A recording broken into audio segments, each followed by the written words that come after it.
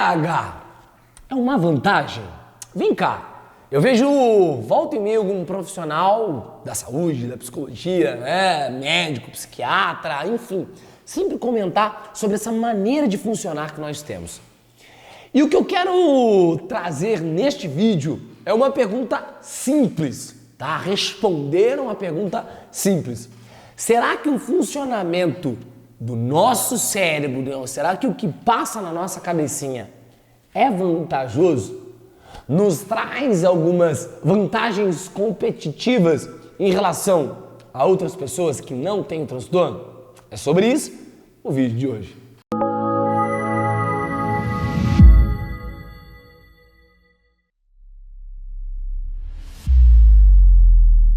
Fala, divergentes! Seja muito bem-vindo, seja muito bem-vinda a mais um vídeo aqui do nosso canal. Eu sou Simon Veiga, sou acadêmico de psicologia, tenho TDAH e eu sou criador do TDAH pra Gente Grande e do Instituto Simon Veiga. Eu quero trocar uma ideia com você hoje sobre esse questionamento que muitas pessoas fazem por aí. TDAH é uma vantagem ou não? Para começar, eu sei que você já está cansado de saber que o TDAH ele tem um componente altamente genético para que você desenvolva o transtorno.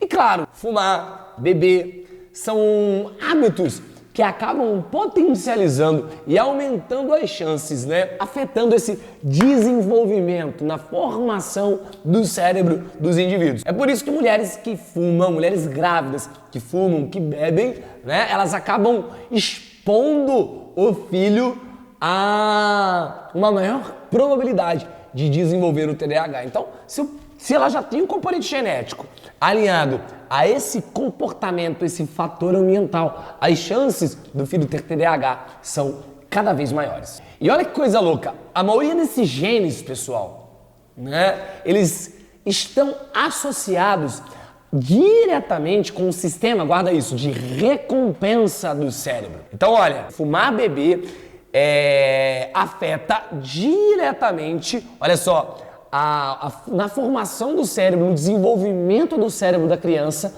tá? E vai afetar diretamente na formação dos genes de quê? De recompensa do cérebro. Então, acaba que indivíduos que têm TDAH, eles acabam sendo menos sensíveis. Olha aqui, ó, tem um menor receptor de dopamina, tá? E o que é a dopamina? Você deve ter visto alguns vídeos meus por aí.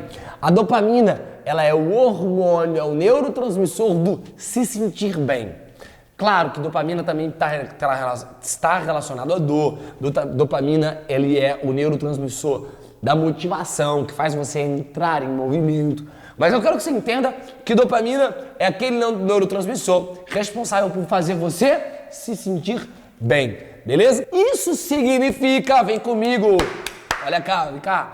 Isso significa que você que está do outro lado, teu filho que tem TDAH, teu chefe, teu marido, tua esposa tem TDAH, nós somos o quê, pessoal? Nós somos menos sensíveis, tá? Menos sensitivos a recompensas. Olha que louco. Nós somos menos sensíveis, nós somos menos receptivos a recompensas. Beleza? E aí o que vai acontecer? É por isso que você se entendia facilmente. É por isso que tudo é um porre. É por isso que tu não tem motivação pra nada. Beleza? Tranquilo? É por isso que você está desestimulado a todo momento. Tranquilo? Belezinha? Ficou claro isso daí? Olha só, tava conversando com o Léo aqui agora sobre o Léo, meu filmmaker, sobre a missão que a gente tem aqui no TDAH pra Gente Grande.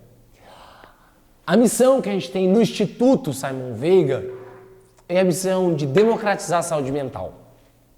Eu lembro quando eu estava na minha kitnet, passando dificuldade. Teve uma época que eu cheguei a comer pão com água durante 30 dias até vender uma primeira mentoria minha aqui, E poxa, olha quanto custa a medicação para TDAH. Olha quanto custa uma consulta no psicólogo. Olha quanto custa uma ida ao psiquiatra. Saúde mental no Brasil é caro, eu sei disso. Não é sobre isso o vídeo, tá? E eu fico me perguntando de que maneira hoje eu posso ajudar cada vez mais pessoas. Como, Simon? Como que você pode fazer isso? Psicoeducação. Eu sou acadêmico de psicologia. Eu tenho TDAH, tenho transtorno bipolar, eu estudo diariamente. Eu estou em contato diariamente com diversos profissionais. Então, assim, e claro, o Instituto Simon Veiga é uma empresa, pô, que precisa pagar funcionário. O Léo tá aqui, ele precisa vai casar ano que vem, né? Precisa pagar o casamento dele. Tem o meu design. Tudo que vocês veem aqui, isso não é o Simon que faz. Claro que não, gente. Nós temos uma equipe de 7 funcionários hoje aqui, uma estrutura que precisa ser paga por isso, né? Queria eu poder fazer tudo, entregar tudo pra vocês, sabe? 100% gratuito, né? Mas não é assim. Preciso comprar, preciso viver, preciso comer, né? Só trabalho em empresa. Mas os vídeos aqui do YouTube são gratuitos. Psicoeducação eu faço de maneira gratuita pra vocês. E eu quero fazer cada vez mais, eu quero entregar vídeo todo dia aqui pra vocês. Só que eu quero que você me ajude. Eu preciso de você para me ajudar nessa missão de psicoeducação. Como? Simples. Curtir, compartilhar, comentar e principalmente se inscrever e ativar o sininho.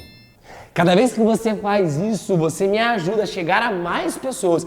Ai, Simon, que egoísta. Não, eu tô pensando em diversas outras pessoas que têm um transtorno assim como eu e você tem e comentam aqui no vídeo que a vida delas foi mudada porque ela assistiu um vídeo, se identificou, buscou ajuda e o relacionamento foi restaurado.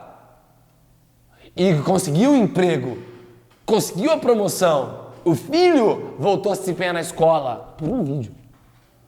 Às vezes um compartilhar, um curtir, um ativar a notificação, o sininho que você faz pode estar me ajudando a transformar a vida de mais pessoas. E eu quero pedir para você para caminhar junto comigo nessa, tá? Então, ative o sininho e se inscreva no nosso canal. Mas voltando para o nosso vídeo, olha que coisa louca. Eu quero que você me entenda, trazer uma outra característica para você, tá? Primeiro eu estou trazendo as características para depois a gente chegar num consenso se é vantagem ou não. Fechou? Tranquilo? O nosso cérebro, pessoal, é como se ele tivesse dois modos. Modos de operação. Tá? Como assim? Nós temos o modo padrão, beleza? E o modo tarefa. Modo padrão, modo tarefa, tá? O que acontece? Quando nós estamos, tá?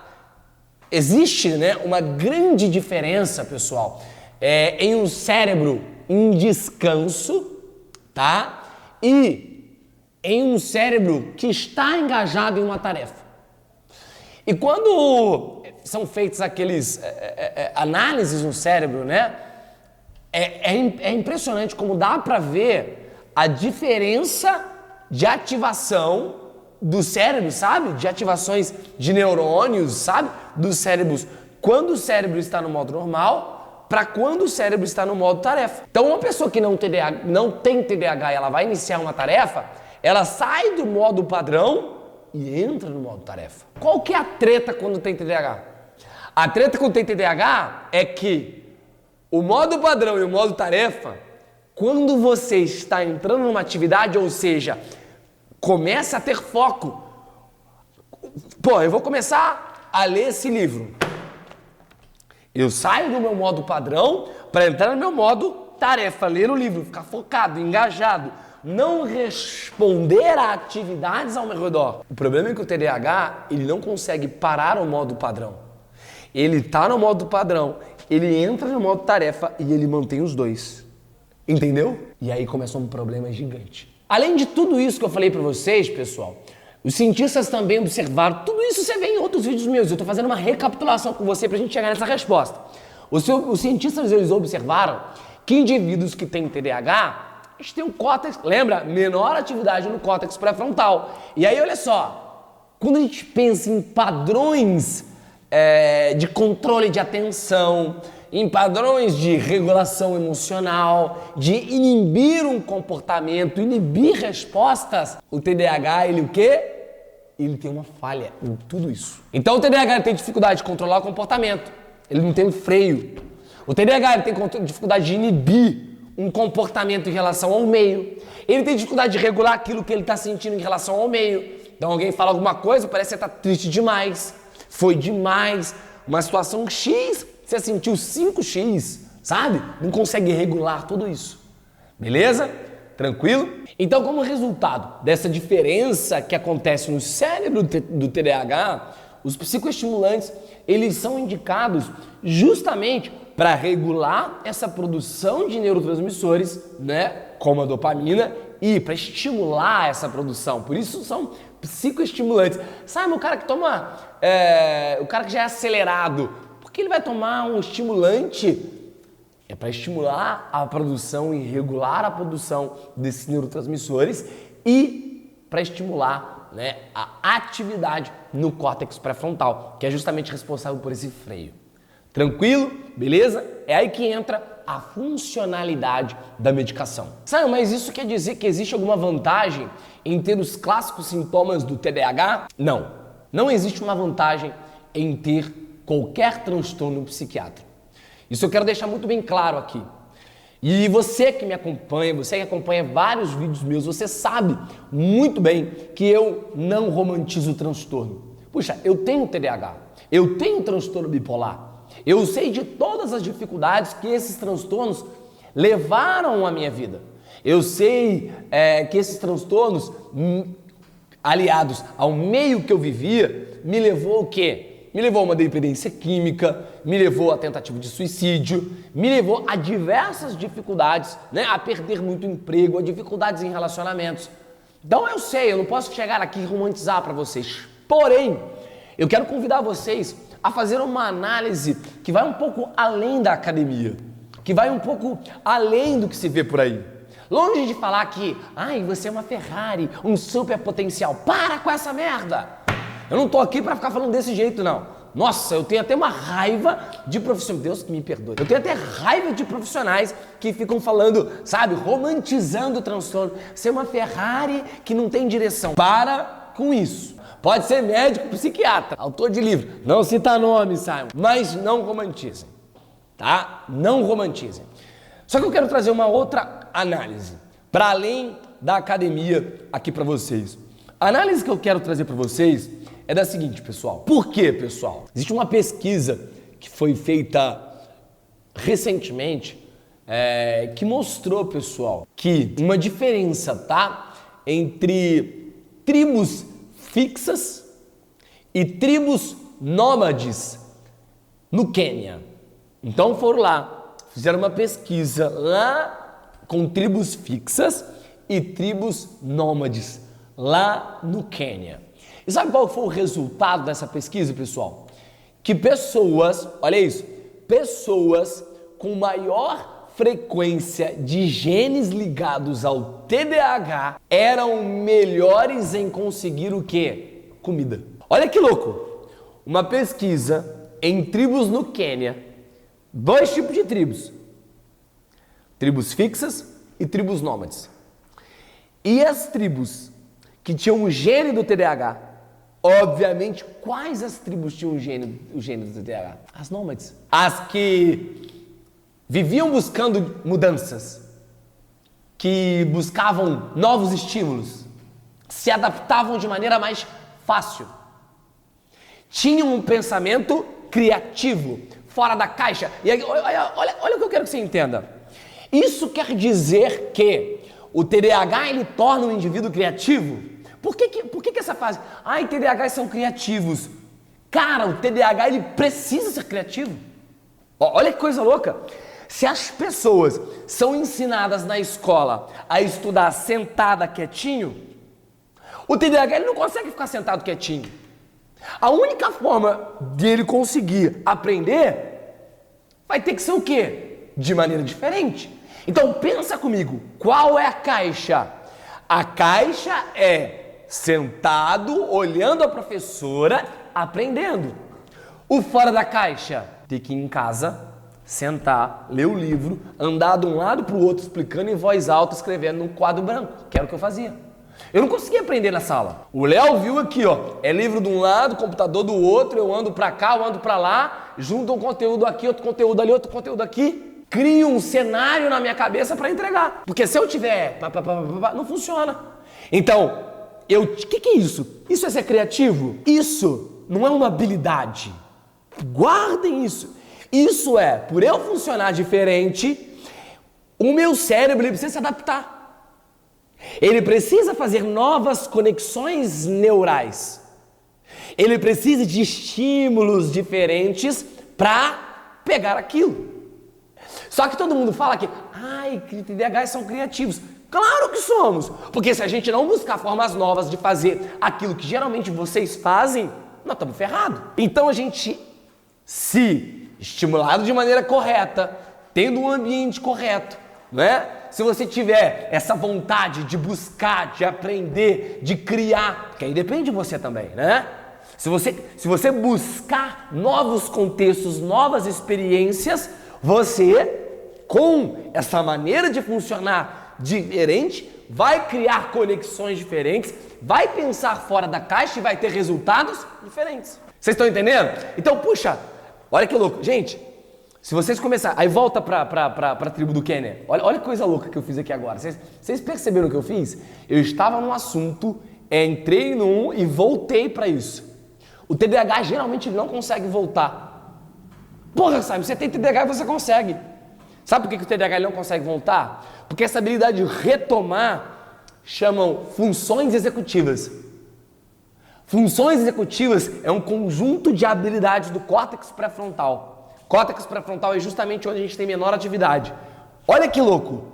Eu consigo voltar tranquilamente, eu consigo entregar o conteúdo. Se tiver numa roda de conversa, eu sou o cara que consigo chegar para um amigo que não tem TDAH e falar, você estava falando isso, isso, isso. Por que eu consigo? Porque eu aprendi a desenvolver. Treino. Olha quantas horas eu gravo de vídeo. Quantas horas eu gravo de conteúdo para aula. Eu consigo entrar no assunto, aí eu faço aqui, ó. Tribo do Quênia. Aqui, ó. Eu esqueci da tribo do Quênia, mas ela estava aqui, ó. E na hora que eu preciso voltar na tribo do Quênia, ela está aqui, ó. Eu vou lá e, ó, pego e trago. Isso é função executiva do cérebro. Que você que tem TDAH geralmente não consegue desenvolver. Mas eu tô te falando que é possível. Olha aqui, eu tô fazendo isso aqui ao vivo pra você. Gravado, né? Sacou? Então volta pra tribo do Quênia aqui agora. E olha só. O que conseguiu? As pessoas que tinham o gene do TDAH, que eram esses nômades, a tribo nômade, elas conseguiram se adaptar. Elas criavam novas formas de buscar alimento, de se proteger. Tá entendendo, pessoal? Faz sentido para vocês? Então, o que eu quero trazer? Indivíduos que têm TDAH, se você entender que, guardem isso, nós temos, que desenvolver e estimular a todo momento os nossos neurônios. Aprenda e entenda que a tua vida do outro lado, ela vai mudar, independentemente de você querer ou não.